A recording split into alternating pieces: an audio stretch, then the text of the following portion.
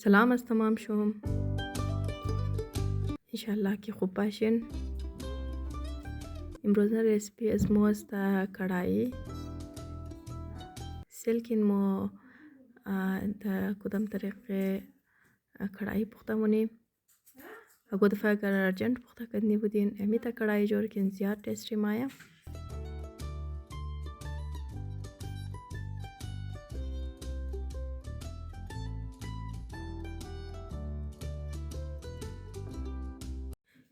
اینجا ما ټماټر او کشکتا ورده ایر ما از غلچی 2 هاف مونیم.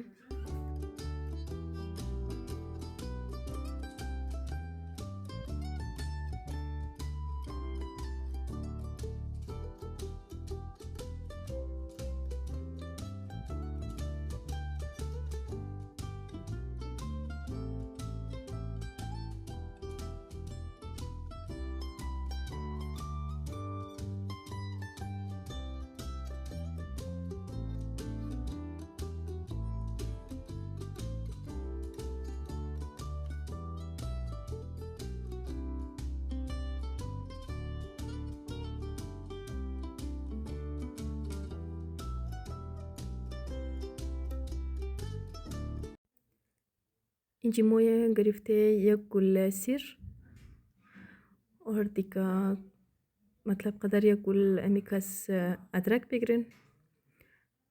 اینجا ما گرفته تقریبا 2 کیلو گوشت. ایر ما علی امیتا کم سرخ مونیم. در دوران سرخ کدویزی ما اینجا انداز مونیم سیر و ادرک هافش انداز مونی.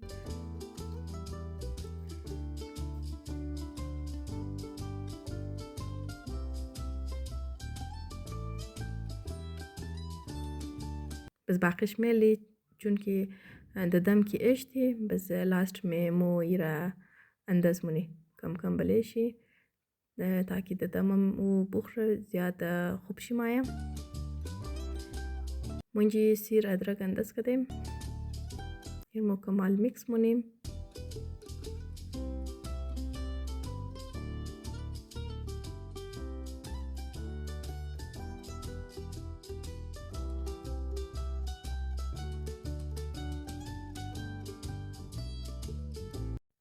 اینجا که ما ټماټر را 2 هاف کده بودی ایر بز مو میتر کدم زی قاطی مو ددم میلی.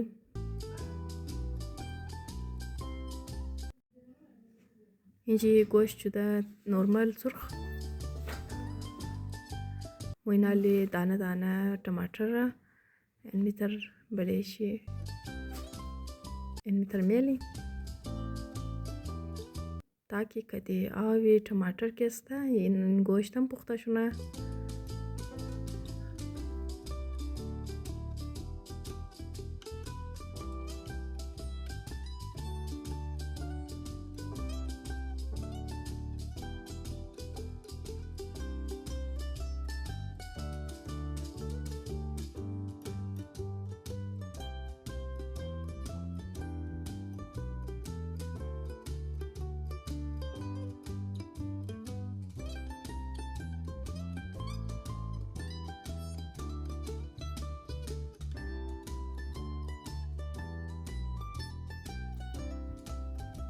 شما میگردین در مو ټماټر منی گوشت اشته آلی مو ढक्कन زیر بند مونی برای اکو تقریبا 20 منٹ.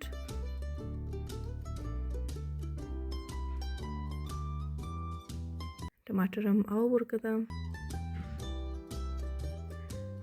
اگو کس است که پوسته های زوره بدر مونه بس مو میخوایی که چیم تا سرخ کنیم آخری تایم خود چرلک میشم.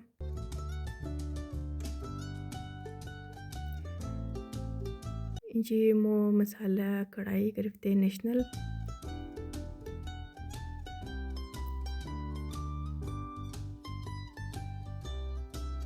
ایرم شما تقریبا مو خودو پیکیٹ انداز کده شما هم سلکن چون ایمنشی نمکم داره اور زیاد تلخم است همزو خاطر شما ایرم حسب ذائقه انداز کن.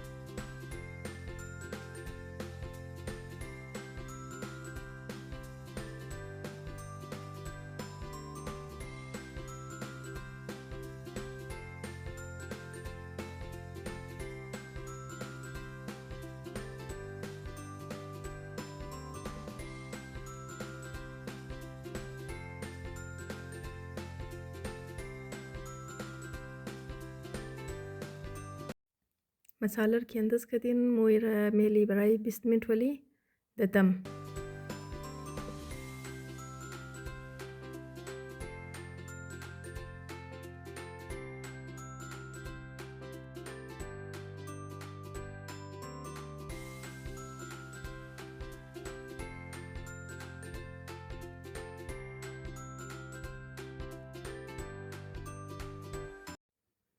مو 20 منت دادمش ده آلمینگ نندرا و کڑآئ شده پخته دیگه. امید مونم که ویدیو خوش اومده باشه. Thanks for watching.